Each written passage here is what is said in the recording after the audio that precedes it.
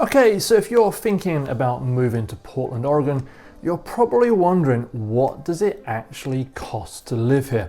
Well, today I'm diving into the real numbers for 2025, including housing, utilities, transportation, groceries, healthcare, and entertainment, so that way you have everything you need to budget properly.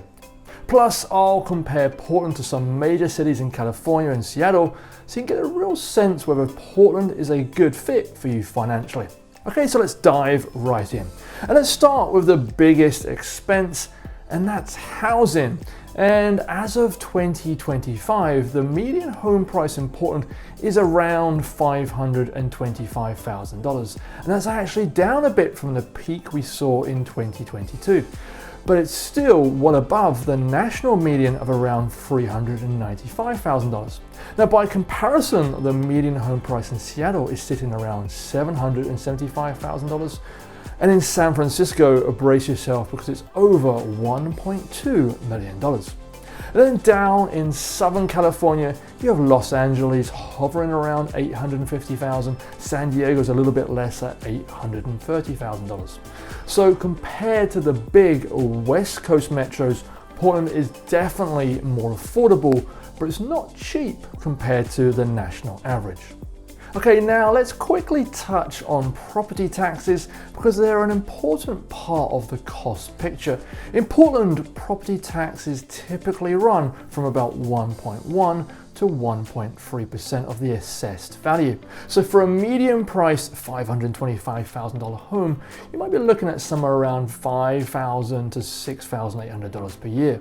Now, by comparison, Seattle's property tax rate is about 0.9%, but homes there are much more expensive. And then in California, property taxes are around 1%. But remember, the property prices are more expensive, and in terms of the dollar price you pay in taxes, it's going to be higher. Okay, so next up, let's talk about utilities.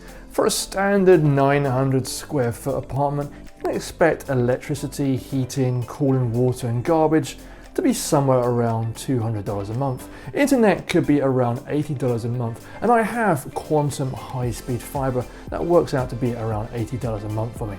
Now, for comparison, in Seattle, utilities are going to be about the same, but in San Francisco and Los Angeles, you are looking at slightly higher costs, often around $225 to $250 per month for the same services. One of the main reasons for this is because water bills in California, they tend to be a lot more expensive. Remember, the larger property you have, you need to exponentially increase those numbers. Now, since we're talking about utilities, it's worth mentioning Portland's mild climate means you'll save money compared to hotter or colder areas. Most homes only use air conditioning here for 3 to 4 months of the year. And in winter, heating bills are fairly reasonable. Natural gas prices run lower than the national average. And in places like Los Angeles and San Diego, the air conditioning bills can skyrocket, especially during those long heat waves. In Seattle, you're probably going to be paying a fairly similar winter cost bill. But a lot of the time it depends on how energy efficient your home is. So if you're buying a newer property, you could expect your utility bills to be a lot more affordable. Okay, so now let's move on and talk about transportation. And Portland is known for being very bike friendly and having a fantastic public transportation system. A monthly TriMet transit pass is about $100. Gas prices as of spring 2025 are around $4.20 per gallon. And insurance averages around $1,200 per year. But that's quite a bit lower than Seattle, where insurance costs are closer to $1,600 a year. So owning a car here is definitely cheaper than it is in California cities. Insurance can easily top $2,000 a year in places like LA. Okay, so now let's move on and talk about everybody's least favorite topic, and that's taxes. But first, the good news, Oregon has no sales tax. However, we do have a relatively high state income tax, and that ranges from 4.75% to 9.9%. And for reference, Washington state has no state income tax, but it does have a high sales tax of around 10%. And then California has both high income tax up to around 13.3%, and high sales tax. So depending on how much you earn and spend, Portland could be a better or worse fit for you. Okay, so now let's touch on groceries. And overall, grocery costs here are about 8 to 10% lower than they are in Seattle, and about 15% lower than most California cities. Now, my wife and I, we tend to buy a lot of our groceries from Costco, generally because of their fantastic value. But in terms of other grocery stores here, you have all the main national companies, including Safeway, Fred Meyer, and that's part of the Kroger company. You've got Trader Joe's, Whole Foods, and then New Seasons, and that's a local premium chain. They have around 20 or 25 stores across Oregon and Southwest Washington.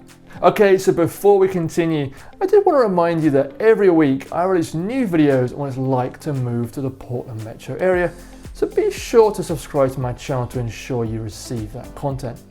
And then if you are contemplating moving here, please do pick up the phone and reach out to me. I am an experienced real estate broker based here in Oregon, and I specialize in helping people relocate here. You can give me a call, send me a text, send me an email, or alternatively, scan that QR code you see on the screen. That way you can set up a one-on-one Zoom call with me. We can talk through your specific requirements in more detail.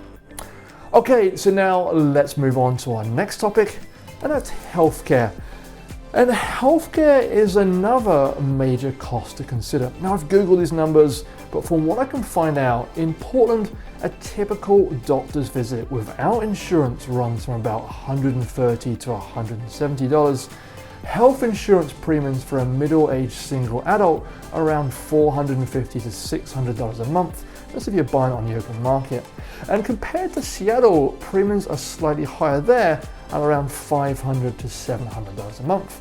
And then California cities expect to pay about 10 to 20% more than that as well. And then if you have kids, full-time daycare, that averages around $1,400 to $1,700 a month.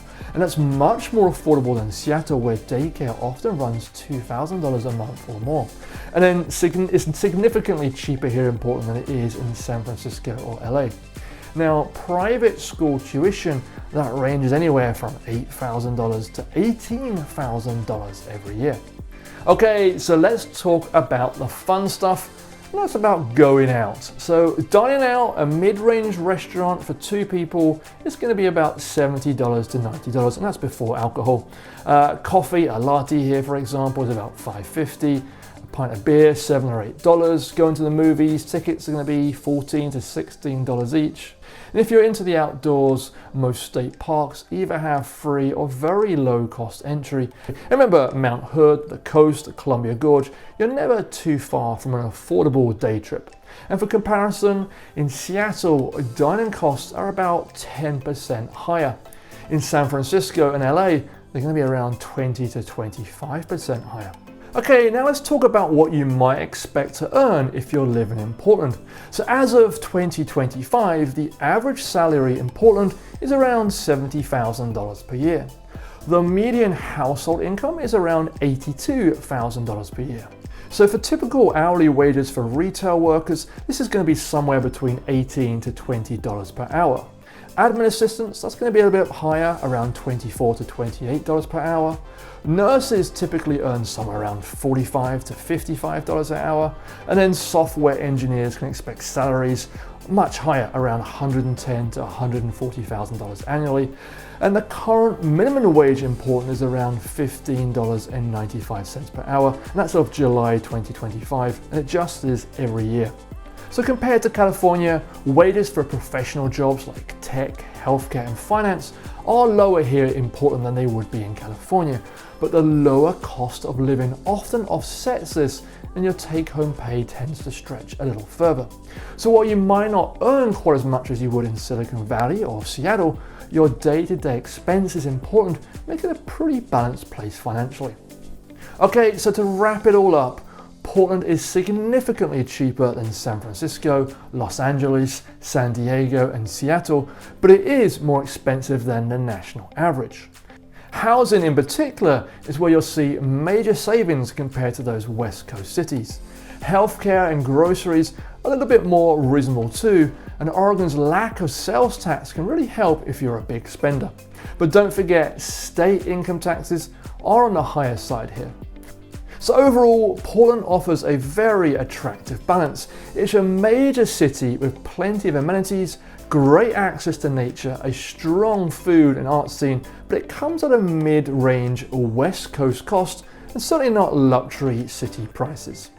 So overall, I hope this breakdown helps you get a clearer picture on what life in Portland might cost you. If you are considering relocating to the Portland metro area, I'd certainly love to help you find the right neighborhood and the perfect home. So be sure to like, subscribe, and drop any questions you have in the comments below. But for now, thank you so much for watching, and I look forward to seeing you again in the next video. Take care.